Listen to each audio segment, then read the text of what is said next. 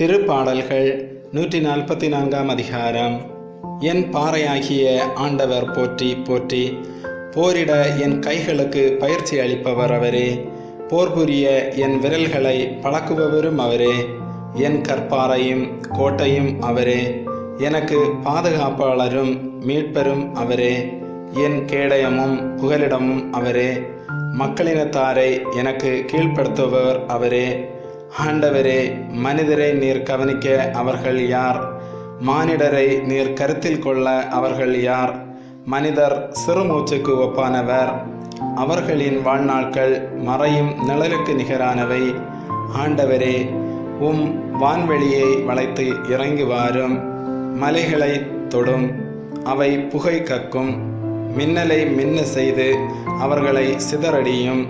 உம் அம்புகளை எய்து அவர்களை கலங்கடியும். வானின்று உமது கையை நீட்டி எனக்கு விடுதலை வழங்கும். பெருவெள்ளம் போல் எழும் வேற்றினத்தார் கையின்று என்னை விடுவித்தருளும். அவர்களது வாய் பேசுவது பொய், அவர்களது வழக்கை வஞ்சமிகு வழக்கை. இறைவா, நான் உமக்கு புதியதொரு பாடல் பாடுவேன். பதிநரம்பு வீணையால் உமக்கு புகழ் பாடுவேன். அரசர்களுக்கு வெற்றி அளிப்பவர் நீரே. உம் ஊழியர் தாவீதை கொடிய வாளினின்று தப்பிவித்தவரும் நீரே.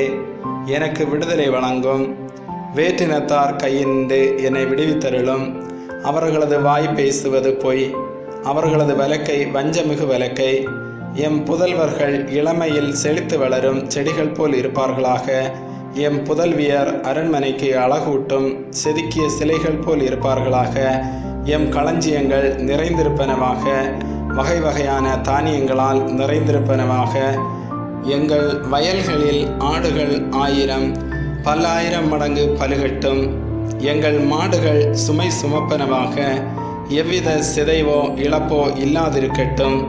எங்கள் தெருக்களில் அழுகுரல் இல்லாதிருக்கட்டும். இவற்றை உண்மையாக அடையும் மக்கள் பேறு பெற்றோர். ஆண்டவரை தம் கடவுளாக கொண்ட மக்கள் பேறு பெற்றோர். ஆமேன்.